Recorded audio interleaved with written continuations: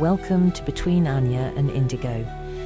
In today's episode, The Metaphysics of Sound, unlocking the mystical power of ancient technology, we delve into the hidden forces of sacred sound and its profound influence on our perception of reality. From ancient civilizations harnessing vibrational energy to modern explorations of sound's metaphysical impact, we uncover the mysteries that connect the past, present, and future. Stay with us for a thought-provoking journey into the resonance of the universe. Hey there, fellow sonic explorers, ready for another deep dive? You guys sent in a doctorate thesis, and wow, this one's got us pretty excited. It's all about ancient sound technology. Not just music or noise, but sound is like a force, you know? A real force with power and potential. Yeah, it's kind of amazing how sound has been a thing since, well, forever, right? I mean, it's been captivating humanity since the beginning. Totally.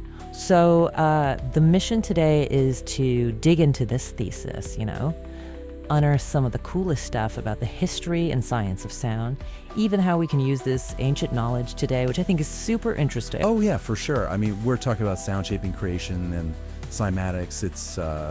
There's a lot to cover. Okay, so let's rewind all the way back. The thesis points out that sound is mentioned right at the start of the Bible in Genesis. And it's not just any sound, it's God's voice separating the waters, so it's like sound was fundamental to creation itself. Almost like a sonic blueprint. And then deeper into the Bible, sound is all over the place, like in worship and everyday life. Psalm 150, for example, it's all about celebrating sound as praise, trumpets and harps and lyres. A whole orchestra, basically. It paints this picture of sound being not just beautiful, but spiritually important too. But it's not all angels and harps, right? The thesis also talks about sound as, well, a weapon. Oh, absolutely. Think about Moses parting the Red Sea with his voice. Or Jericho, those walls crumbling because of sound. It's mind-blowing to imagine that much sonic force. But the Bible's just one piece of the puzzle. This thesis looks at how different cultures throughout history have used sound. Like the Greeks, they were obsessed with the power of music. They really believed music could heal you, change your soul, even connect you to the divine. Lyres, aloes music was everything to them. And the Romans, with their huge spectacles and armies, they loved trumpets and horns, entertainment, getting the troops pumped up, you name it. It's fascinating how each culture kind of created its own relationship with sound, shaped by their beliefs and, well, everything really. And get this, the thesis says Japanese and Western brains actually process sound differently. Really? Yeah. Apparently the Japanese brain picks up on subtle vowel sounds way better than the Western brain. There's even research from UCLA that backs this up. So our culture could actually change how we hear things. That's wild. There was this experiment in Thailand too. They had people hum with their ears covered, and the sound seemed to be coming from inside their heads. Wow. It all comes down to how our brains figure out where sound is coming from by comparing the in-phase and out-of-phase stuff. So when we're trying to figure out if new speakers sound good or not, we can't just rely on memory. Side-by-side comparisons are crucial. Totally. But to really get how sound can have such a big impact, we need to get into the science a bit. What exactly are frequencies? So think of sound as a wave. Yeah. Frequency is just how many times that wave repeats in a second. We measure it in hertz. Higher frequency means a faster wave and a higher pitch to our ears. Okay, so a high-pitched scream has a higher frequency than a deep bass, right? Exactly. Scientists use all sorts of tools to measure frequencies, oscilloscopes and whatnot. The thesis even talks about this thing called an NMR spectrometer. It uses magnetic fields to find the resonant frequency of a substance. Basically the frequency it vibrates at the strongest. So everything has its own special frequency, that's pretty cool, but why is this important? Like, what can we learn from it? Well, this is where cymatics comes in. It's all about how sound impacts matter visually. This guy, Dr. Hans Jenny, he did these experiments with sand on vibrating plates, playing different frequencies. So did the sand just like bounce around? No. It made these amazing geometric patterns. Higher frequency meant more complex patterns, like the sound itself was sculpting the sand. Wow, it's like sound has this hidden structure shaping the world around us. And get this, the thesis compares these cymatic patterns to ancient mandalas and Islamic tile designs. Could those cultures have known about this stuff way back then, intuitively? It makes you wonder how much they really understood about the power of sound. But maybe we should shift gears now and talk about us, the human instrument. How does our body, especially our brain, react to all this? Absolutely, that's next. We've talked about the history and science of sound, but now it's time to look inward at how it affects us personally. Yeah. And trust me, it gets pretty wild. Okay, so we've gone from creation stories to sound actually shaping physical stuff. Now let's get a bit more personal. How does our body, our brain, fit into this sonic world?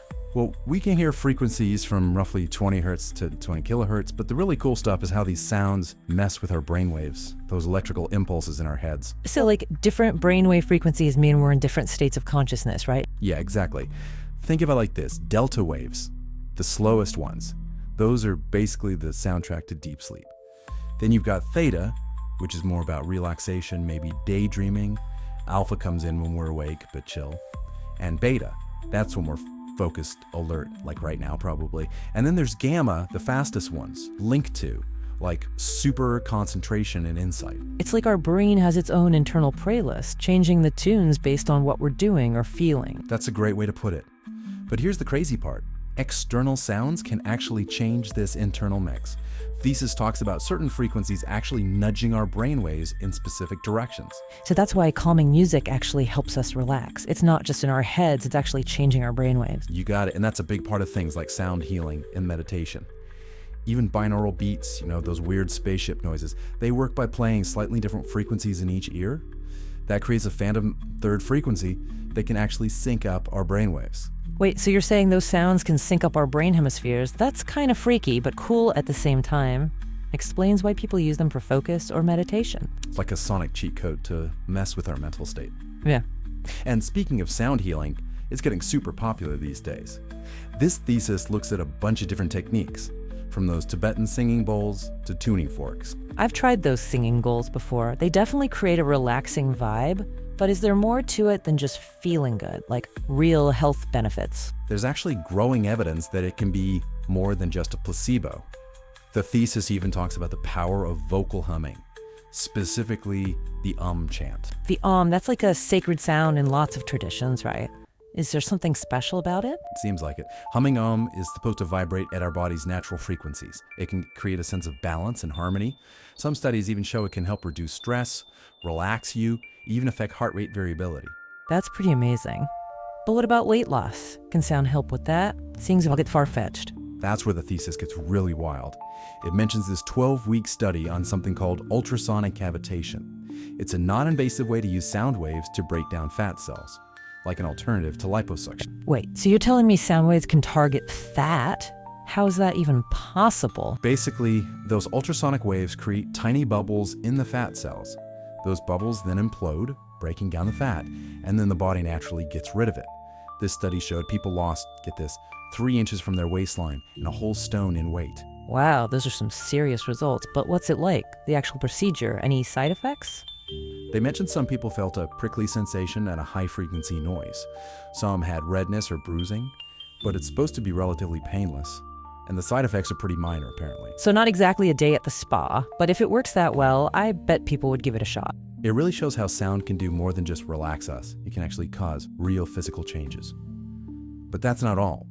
This thesis also looks at vocal analysis, basically using sound to learn things about our health.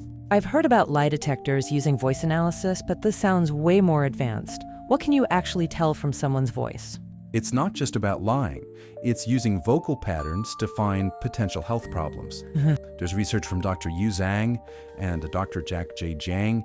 They use something called nonlinear dynamic analysis.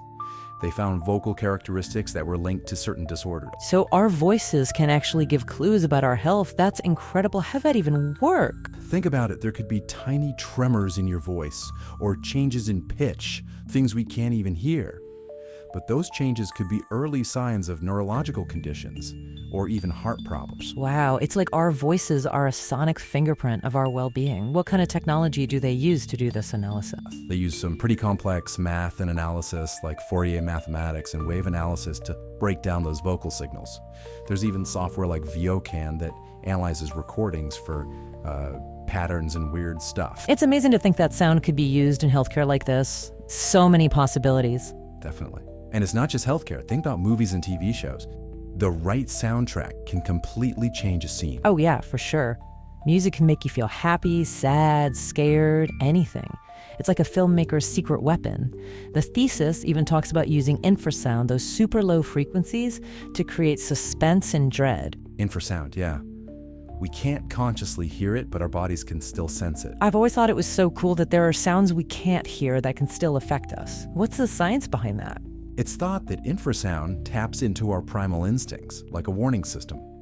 It can make us uneasy or anxious, even if we don't know why. The thesis talks about filmmakers mimicking the infrasound you find in crowds or natural disasters to create that sense of dread. So it's like a sonic shortcut to make a scene feel creepy or like something bad's about to happen. Exactly. But of course, we can't forget about music. Music can really move us, you know? The thesis actually quotes Tolstoy. He said that music transports me into a state which is not my own, which I think is so true. I totally agree. Music can evoke so many emotions, memories, everything.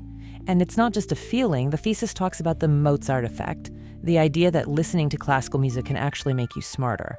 Yeah, some people think it's a myth, but some research shows that certain music can affect brain activity and maybe even help us think better.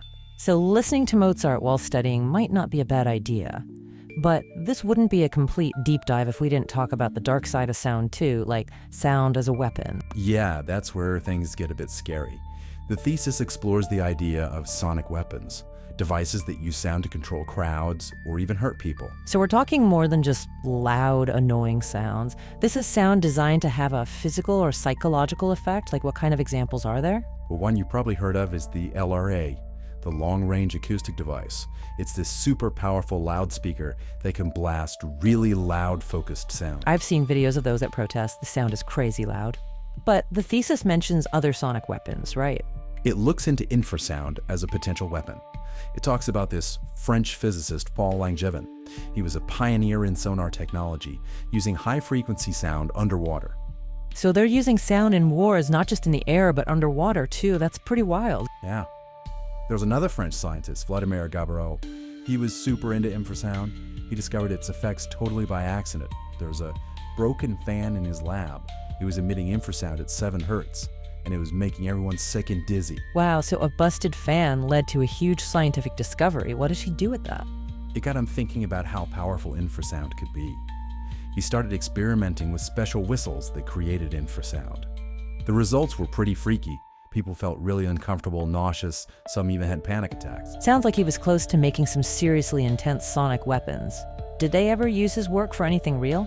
The thesis doesn't go into specifics about that, but it does talk about the ethical concerns around developing such powerful sonic technology. Yeah, I can imagine that would be a big worry. The idea of sound as a weapon is kind of terrifying, but also fascinating. The thesis also mentions this guy, Vic Tandy. He was looking into infrasound too. What was his deal? Tandy was a British engineer. He was researching the link between infrasound and ghosts. He actually thought he saw a ghost in his lab once.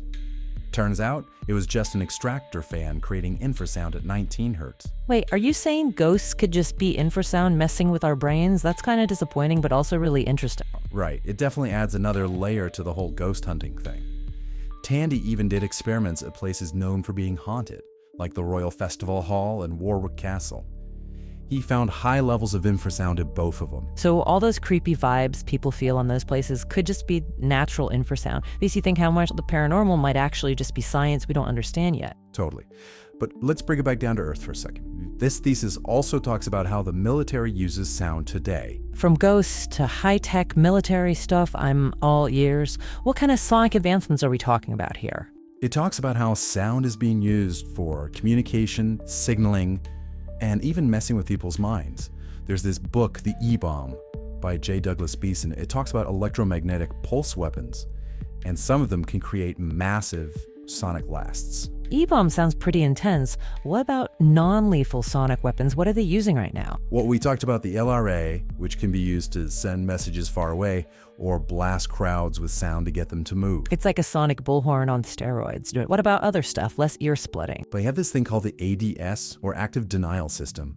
It uses high-frequency beams to make your skin feel super hot without actually burning you. So it's like a heat ray, but with sound. How does that even work? Basically, the ADS sends out these waves that penetrate your skin just a little bit, causing this really intense heat.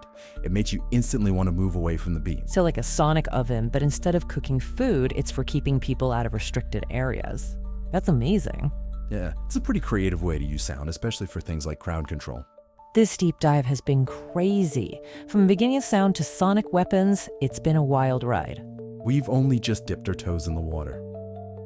What started with ancient sound technology led us to so much more from knowledge. The science, the potential, even the dark side of it all. It really makes you think about how powerful sound can be and how much it affects our world. What stood out to you the most from all this? You know, I think it's amazing how much those ancient cultures understood about sound, just intuitively. Like the healing power of chanting or the connection between cymatics and architecture. We're only now figuring out the science behind what they seem to know instinctively. It's like they had this deep connection to the sonic world that we're just starting to rediscover. What about you guys listening? What resonated with you the most during this deep dive? It really makes you wonder what else is out there, you know? What secrets of sound are we gonna unlock next? Like, imagine using sound to cure diseases or even change the physical world in ways we haven't even thought of yet. It's crazy to think about the possibilities. This deep dive has really opened my eyes to, well, my ears to, how much potential sound really has. But before we go too far into the future, let's come back to the present for a sec. You guys listening sent in this incredible thesis, and it's been amazing to explore it together. What really stood out to you from all this? I think it's just so cool how sound, something we kind of take for granted, has shaped so much of human history and culture. From ancient rituals to, well, everything we've talked about today, it's all connected. Yeah, it really shows that sound isn't just something we hear. It's this force that can change us physically and mentally, and it can even change how we see the universe. We've only scratched the surface today, but hopefully this has made you curious about the world of sound. Definitely.